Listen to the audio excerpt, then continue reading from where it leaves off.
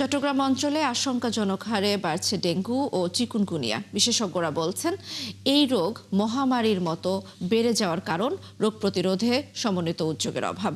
এই প্রেক্ষাপটে যৌথভাবে একটি গবেষণা কার্যক্রম চালিয়ে যাচ্ছে চট্টগ্রাম সিটি কর্পোরেশন ও একটি বেসরকারি সংগঠন।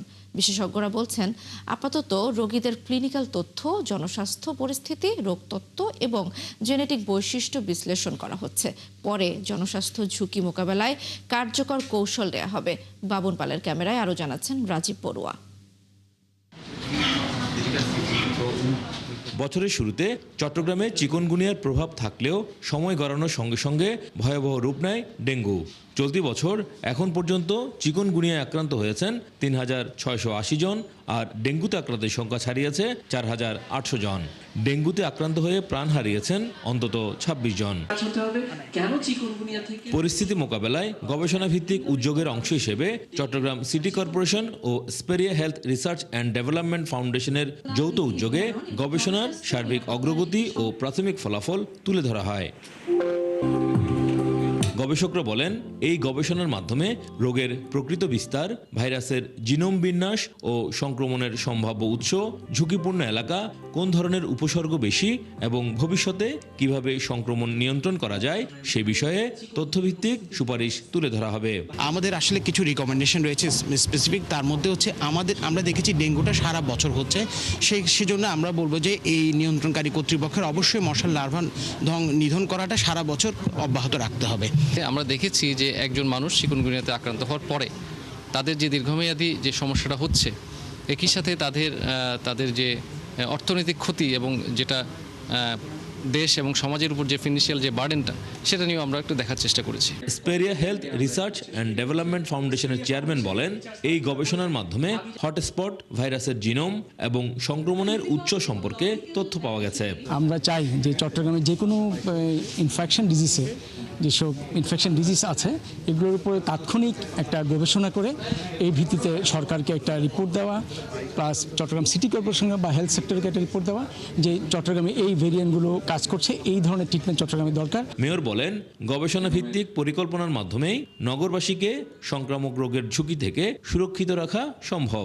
এই রোগটা দীর্ঘ ৩-৪ বছর ধরে এত বেশি মানুষকে আক্রান্ত করেছে, মৃত্যুবরণ করেছে, যার কারণে হয়তো সেটা একটা জায়গায় এসে রেজিস্ট্যান্ট ডেভেলপ করে গেছে, এটা বেড়ে গেছে। তো এটা একটা আছে, তবে জিনোম ফ্রিকোয়েন্সি অ্যানালাইসিসের মধ্যে দিয়ে সেটা সত্যিকার একটা রেজাল্ট আমার মনে হয় আলটিমেটলি উঠে আসবে। বিশেষজ্ঞদের মতে ডেঙ্গু ও চিকুনগুনিয়ার মতো রোগ মোকাবিলায় গবেষণা, সচেতনতা ও সমন্বিত উদ্যোগই হতে পারে সবচেয়ে কার্যকর হাতিয়ার।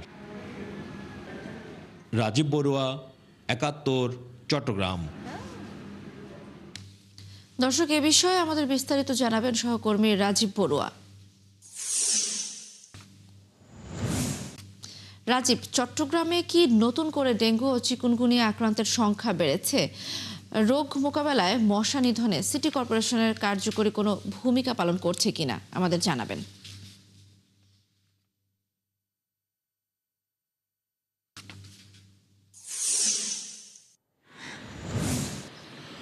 দোলনা, শুভ সকাল। চট্টগ্রামে ডেঙ্গু পরিস্থিতি আসলে এই বছরের মাঝামাঝি থেকে আসলে বেশ খারাপ হচ্ছিল। বছরের শুরুতে আমরা দেখেছি যে চিকুনগুনিয়ার প্রভাব বেশি ছিল এবং চিকুনগুনিয়া আক্রান্তের সংখ্যাও বেশি ছিল।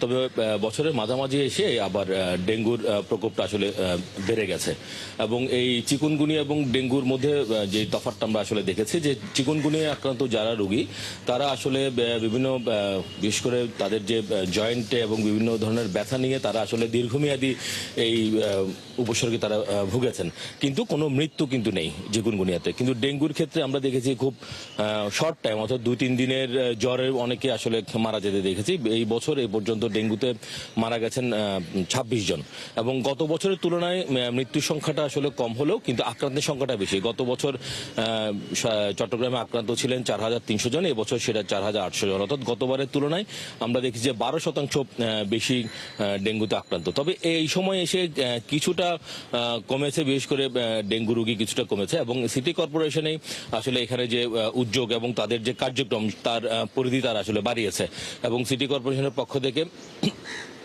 যে তারা উন্নত মানের কিছু উন্নত মানের ওষুধ তারা আসলে ব্যবহার করেছে, বিশেষ করে যে বিটিআই আমেরিকান লার্ভিসাইড তারা আসলে ব্যবহার করছে সিটি কর্পোরেশনের পক্ষ থেকে। তো যার কারণে আমরা দেখছি যে বছরের এই সময়ে এসে আসলে যে এডিস মশা, সেই এডিস মশার প্রাদুর্ভাব কিছুটা কমেছে। তবে এখন আসলে নগরীতে কিউলেক্স মশার প্রাদুর্ভাবটা বেড়েছে, যেটি আসলে রাতে এবং সন্ধ্যায় লোকজনকে কামড়ায়। তো এবং সিটি কর্পোরেশন বলছে তারা এই বিষয়টাকে খুব গুরুত্বের সাথে নিয়েছে, কারণ আপনি জানেন যে এখন আসলে গবেষকরা যেটি বলছেন যে এখন ডেঙ্গু শুধুমাত্র বর্ষাকালীন সময়ে যেই আক্রমণ করে বা রোগী আক্রান্ত হয় নাকি, এখন কিন্তু তা না, এখন কিন্তু সারা বছরে আসলে ডেঙ্গু আক্রান্ত রোগী পাওয়া যাচ্ছে। এবং এই কারণে চট্টগ্রাম মেডিকেল কলেজ হাসপাতালে আলাদা করে একটা ডেঙ্গুর জন্য একটা ওয়ার্ড রাখা হয়েছে, যেখানে 55 বেডের একটি ওয়ার্ড তারা আছে এবং তার পাশাপাশি আইসিইউ কিন্তু আছে শুধুমাত্র ডেঙ্গুর জন্য।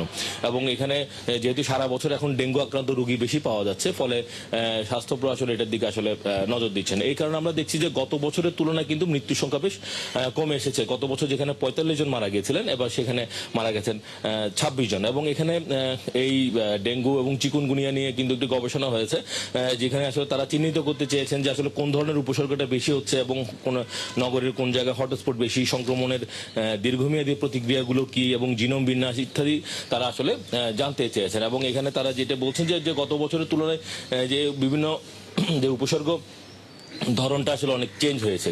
যেমন আমরা দেখছি যে এবছর কিন্তু জ্বর, মাথা ব্যথা, এর বাইরে কিন্তু আমরা যেটা বেশি দেখেছি সেটা হচ্ছে বমি, পেটের ব্যথা এবং ডায়রিয়া। এই আক্রান্ত এই ধরনের উপসর্গ নিয়ে আসলে এবার রোগীরা আসলে বেশি এসছেন। এবং ডাক্তাররা বলছেন যে আসলে গত বছরও তারা বিভিন্ন রোগী যারা এসছেন তাদেরকে। ধন্যবাদ রাজীব। দর্শক, আমরা সরাসরি যুক্ত ছিলাম চট্টগ্রাম থেকে এবং শুনছিলাম ডেঙ্গু ও চিকুনগুনিয়ার খবর।